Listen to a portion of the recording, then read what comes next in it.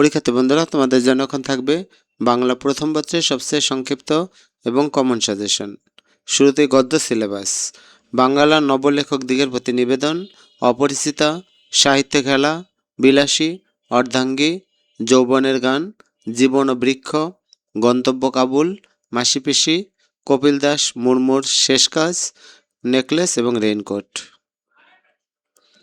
পদ্য সিলেবাসটা হলো ঋতুবর্ণন, বিভীষণপতি মেঘনাদ, সোনার তরী, বিদ্রোহী, সুচেতনা, প্রতিদান, তাহারই পরে মনে, পদ্মা, 18 বছর বয়স, ফেব্রুয়ারি 1969, আমি কিংবদন্তির কথা বলছি, প্রত্যাবর্তনে লজ্জা। সহপাঠ উপন্যাস লাল সালু এবং নাটক সিরাজউদ্দৌলা। এখন সবগুলো গদ্য অংশই কি পড়বে নাকি তার থেকে বাদ দেওয়া যাবে সেই সাজেশনটা দেখে নাও।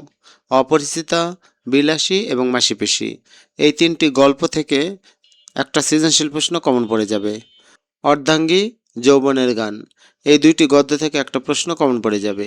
জীবন ও বৃক্ষ, রেইনকোট এবং সাহিত্য খেলা, এই তিনটি গদ্য থেকে একটা প্রশ্ন কমন পড়ে যাবে।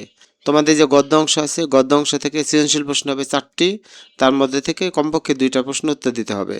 তো এই কয়টা গদ্য পড়লে তোমরা 2টা প্রশ্ন অবশ্যই দিতে পারবে, এমনকি 3টাও দিতে পারবে। পদ্য অংশ থেকে সাজেশন। বিভীষণপতি মেঘনাদ, সোনার তরী, তাহারই পরে মনে, এই 3টি কবিতা থেকে একটা প্রশ্ন কমন পেয়ে যাবে।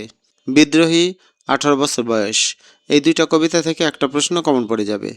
প্রতিদান, আমি কিংবদন্তির কথা বলছি, এই 2টা কবিতা থেকে একটা প্রশ্ন কমন পেয়ে যাবে। আর পদ্য অংশ থেকে সৃজনশীল প্রশ্ন থাকবে 3টি, তার মধ্যে থেকে যে কোনো 2টি প্রশ্ন অবশ্যই দিতে হবে।